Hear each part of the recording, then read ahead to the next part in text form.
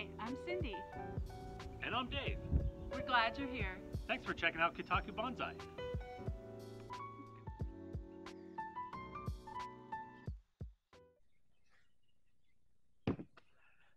Hello, my bonsai and tree-loving friends. I'm back with another episode of propagation. Today we're going to be doing hardwood Shinpaku juniper cuttings. And I'm going to show you exactly what I did to get these to root. We're going to get them each individually potted up, and we're going to discuss how you go about taking hardwood cuttings in the fall, overwintering them to get them to develop roots and grow in the spring, so that you can have a variety of cutting options and propagation options for the plants that you have or plants that you have nearby that you can get cuttings from. Free plants. So here's my propagation bin. And this I got from the Dollar General. And it came with a lid that's sealed up. And we're in a little bit of a shade since it's a very hot afternoon. But about 60% of these have rooted and have new growth on them. So we're going to go ahead and get them out of there and into individual pots. Here I moved the table into the sun a little better so you can see the color, and you can probably see the growing tips of new growth. Now, I posted a picture of my setup last fall on one of the bonsai groups, and honestly I got some flack from haters saying that it can't be done. And so really, whenever people say it can't be done, I'm like, hold my beer, I'm doing it. So let me give you a quick breakdown about how this process works and how you can take any juniper and get hardwood cuttings from it. What I did was, in the fall, after all the deciduous trees have dropped their leaves and everything's gone dormant, I took my cuttings and I put them in this propagator. The mix in here is just 1 bag of perlite, 1 bag of vermiculite. It's all inorganic. It's very, very light, very fluffy, incredibly fast draining. And that's it. I took my cuttings. I didn't even really worry about a heel cutting per se. I just took 6 to 8 inch cuttings of the juniper. I removed the bottom third of any foliage, dipped it in a rooting gel that I have, and stuck it in the propagator. Honestly, that was it. That's all I did. I put the top on, and this has latches that secures the top down. I drilled holes in the top, I drilled holes in the bottom, and I left it out over winter. And that was it.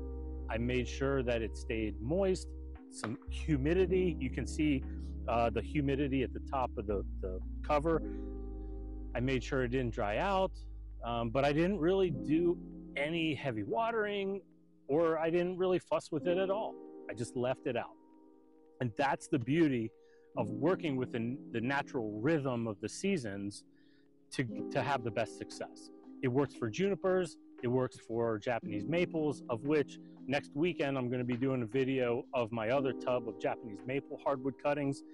It's the same process, and it works fantastic because it's efficient. You don't have to mess with it very much. You'll have a 60 to 70% strike rate, and you'll be a very, very happy tree lover or gardener. So what I'm going to do now is we're going to start to get this very gently, get each cutting out and pot it up. And I'm going to show you the ones that died. I'm going to show you the ones that lived and are growing, so that you can see it, that I'm not fudging this, right? I think some folks show great results that seem too good to be true. Well, I'm going to show you the ones that failed, so that you know I'm not messing with you. I'm giving you the full story. So let's go down into here, and I'll show you what I got. So I'm going to use that soil scoop to really gently get down in there and lift these guys up from the bottom. And of course, they're tender, delicate, so I don't want to be aggressive. But we're going to get each of those guys out. I'm gonna separate them into a pile of rooted versus dead. And then we're gonna actually count them, take a ratio, and get them into new pots.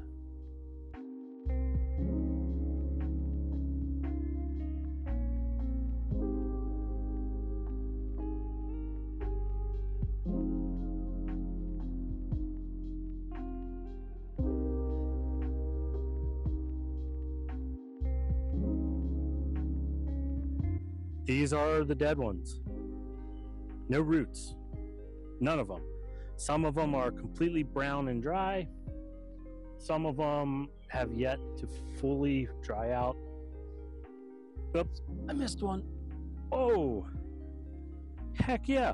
Do you know what this means? Because here are the ones that rooted.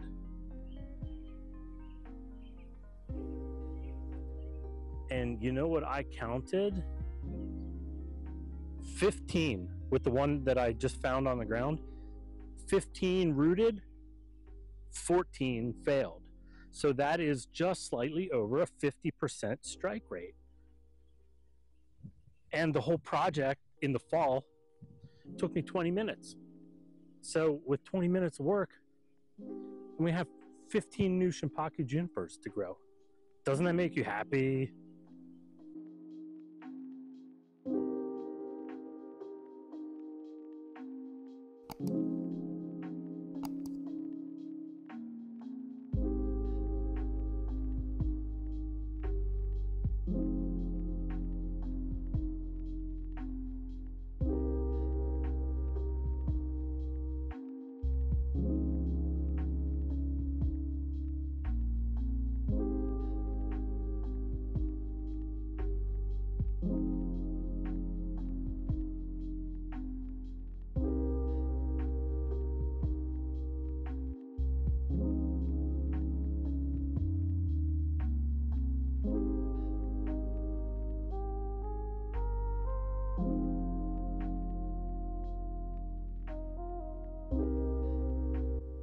Well, here you go, guys. Here's the finished product. 14 brand new baby Shinpaku junipers from one plant. Each of them, you know, is different. They have little different characteristics. Some are rooted more than others. Like this guy here just has a little teeny nubbin, but a fair amount of roots. So the top part will die off. We'll grow it on. But now we can use these for other bonsai. So if you can imagine, I get 14 cuttings every year. That multiplies fast. And it was basically free. The materials there maybe cost 10 bucks. Add a bag of tree soil from Lowe's, $7. I got the pots for free. So it's a very inexpensive way to get lots of new material.